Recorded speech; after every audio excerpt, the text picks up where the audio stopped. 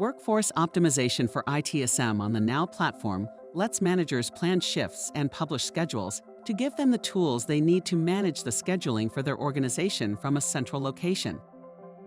Ingrid Minard is the manager of operations for a large organization. She has 12 teams reporting to her, with each team having anywhere between 20 and 50 agents. With workforce optimization, Ingrid can create shifts, create schedule plans, as well as assign agents to those shifts. She can also duplicate schedule plans to repurpose them for new schedules without having to re-enter a lot of the same information. First, she navigates to the Manager workspace, and then from the sidebar, she selects the Schedule module. Across the top are 5 tabs: Team Calendar, Shifts, Shift Approvals, Forecasts, and Schedule Adherence. Here on the Team Calendar tab, she can see her team's shift details, such as the start and end times of their shifts, and breaks and time off. Show Schedules lets Ingrid and her team see the different schedules she has created and published for her team.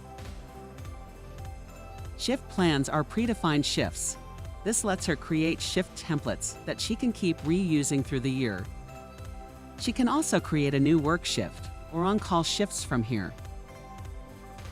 She gives the shift a name to differentiate from other shifts she's created.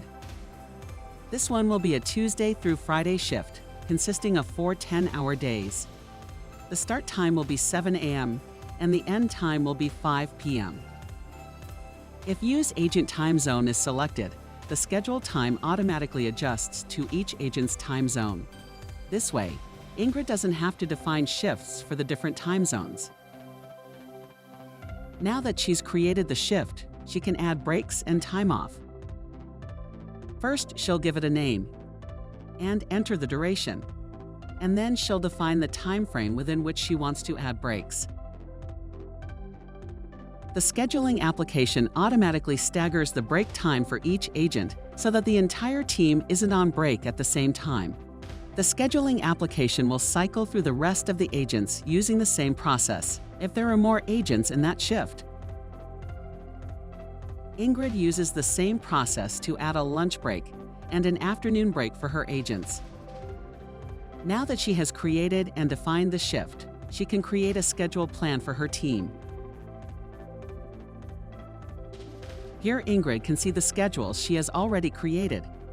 If she wants to create a new one, she clicks the plus icon and gives it a name. Then she sets the time frame she wants.